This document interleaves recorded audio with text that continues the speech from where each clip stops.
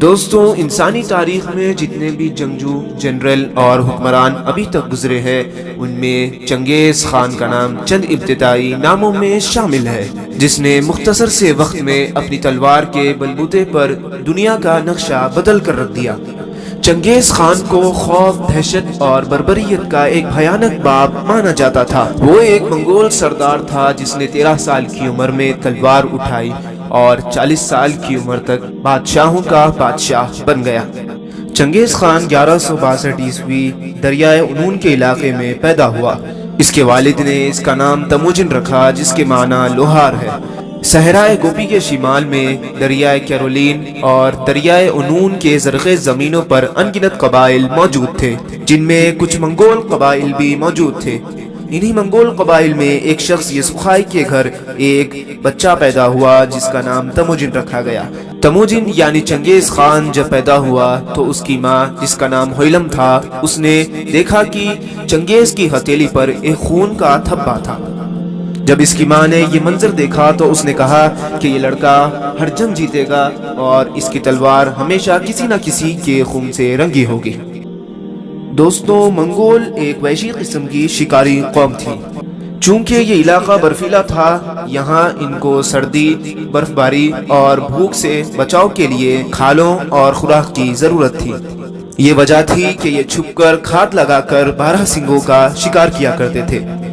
سردی سے بچنے کے لیے یہ جانوروں کے گوشت کے ساتھ ساتھ ان کی آنکھیں بھی کھایا کرتے تھے اور ان کا خون بھی پی جاتے تھے۔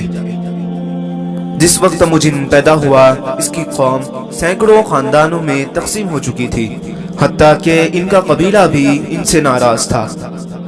ابھی تموجن چھوٹا ہی تھا کہ اس کے باپ کو اس کے دشمنوں نے زہر دے کر ہلاک کر دیا۔ یہ وہ لمحہ تھا جس نے تموجن کا بچپن اس سے چھین لیا اور اس کی زندگی کو ایک نیا موڑ دے دیا۔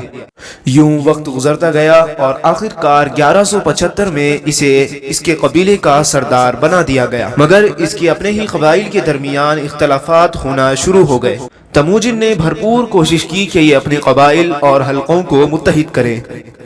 چونکہ منگولیا پر بہت سے قبائل کی حکومت تھی، لہٰذا اس صورتحال کا جائزہ لینے کے بعد تموجن نے نہایت سمجھداری کا مظاہرہ کیا۔ اس نے تمام قبائلی سرداروں کو اکٹھا کیا اور مل کر دیگر علاقوں کو فتح کرنے کا منصوبہ پیش کیا، جسے سرداران نے خوب سراہا اور اس کی دانش مندی کے قائل ہو گئے۔ تمام سرداران نے اس اہلکار طور پر اپنا سردار تسلیم کر لیا اور دریائے انان کے قریب ایک مجلس میں اسے چنگیز خان کے نام کا خطاب بھی دیا۔ چنگیز خان نے اپنے منصوبہ بندیوں اور ذہانت کے بلبوتے پر منگول سلطنت کو ایک مضبوط ریاست کے طور پر متعارف کروایا۔ اس نے چین کو 2 مرتبہ فتح کیا اور 1214 اور 1218 میں 2 چینی ریاستوں ہیا اور کن پر قبضہ کر لیا۔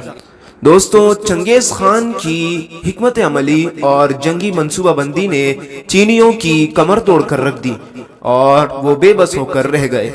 لہٰذا اس نے آس پاس کے ان شہروں کو فتح کرنے کا ارادہ کر لیا جن کے گرد قلعے اور فصیلیں بنی ہوئی تھی۔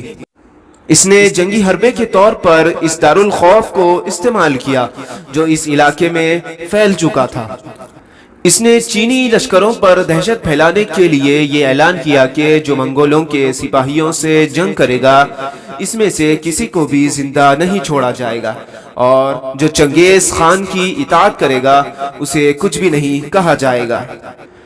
دوستو، چنگیز خان کی زندگی کا اہم واقعہ 1219 میں پیش آیا، جب اس کے چند سفیر مختلف ممالک میں بھیجے گئے تھے قتل ہو گئے۔ چنگیز خان نے اس واقعے کو عالمی سطح پر ابھارا اور اس دن وہ دنیا کو فتح کرنے کے ارادے سے نکل کھڑا ہوا۔ اسی سال اس نے شمالی چین اور افغانی سرحدوں کے کئی علاقے فتح کر لیے۔ اس کے علاوہ بخارا، سمرقند، شاہپور، ہارت، ترکستان، آذربائیجان، تبریز اور خراسان پر بھی حملہ کر کر ان کو بھی فتح کر لیا۔ اس کی فوجوں نے جنوبی روس اور شمالی ہند تک یالغار کی۔ اس کی سلطنت شمالی چین سے جارجیا تک پھیلی ہوئی تھی۔ اس نے اتنی بڑی سلطنت کے حصول کے لیے 84 لاکھ لوگ قتل کروا دیے تھے۔ اس لحاظ سے اسے تاریخ کا سفاک ترین حکمران بھی سمجھا جاتا ہے۔ مگر یہاں سوال یہ پیدا ہوتا ہے کہ یہ آخر ممکن کیسے ہوا؟ چنگیز خان نے آخر آدھی دنیا کو فتح کیسے کیا؟ دوستو، یہ بہت ہی دلچسپ حقیقت ہے۔ در حقیقت بچپن سے ہی ذہانت اور بہادری کے بدولت مشہور ہونے والے چنگیز خان نے ان کی حکمت عملی کے لیے دو طریقے یعنی دو فارمولے اپنائے تھے۔ پہلا فارمولہ اس کی رفتار تھی۔ اس کے لشکر کی رفتار بہت زیادہ تیز تھی۔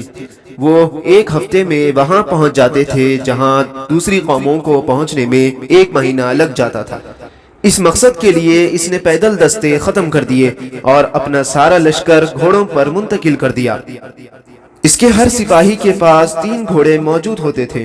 دوران سفر جب کسی سپاہی کا گھوڑا تھک جاتا تو وہ اس کو ذبح کر دیتا اور اس کا خون دوسرے گھوڑوں کو پلا دیا کرتا تھا اور اس کا گوشت کاٹ کر اپنے پاس رکھ لیتا تھا اور یوں دوسرے گھوڑے پر سوار ہو جاتا۔ لہٰذا چنگیز خان کا لشکر بغیر رکے آگے بڑھا چلا جاتا تھا۔ دوستوں، اس کا دوسرا فارمولہ اس کی ٹیکنیک تھی، کیونکہ منگول لوگ تاریخ کے وہ پہلے لوگ تھے جو گھوڑوں پر بیٹھ کے تیر چلا سکتے تھے۔ اس وقت دنیا اس ٹیکنیک سے واقف نہیں تھی اور اس سے پہلے جسمانی قوت کو جنگوں میں رفتار اور ٹیکنیک سے زیادہ اہمیت دی جاتی تھی۔ چنگیز خان کا لشکر بہت ہی ظالم اور سفاک تھا۔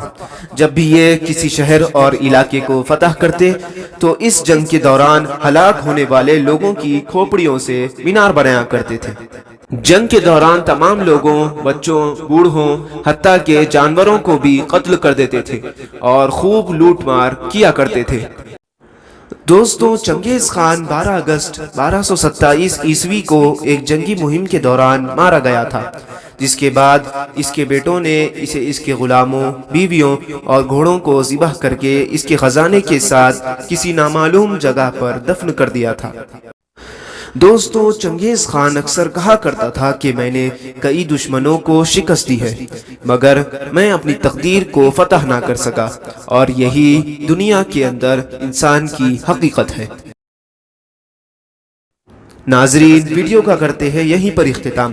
ویڈیو کے پسند آنے پر ویڈیو کو لائک کریں، شیئر کریں، چینل کو سبسکرائب کر بیل آئیکن کو پریس کر لیں تاکہ نئی ویڈیوز کی اپڈیٹس آپ کو آسانی سے ملتی رہیں۔ ملتے ہیں آپ سے اگلی نالجیبل اینڈ ہسٹوریکل ویڈیو میں، تب تک کے لیے خدا حافظ۔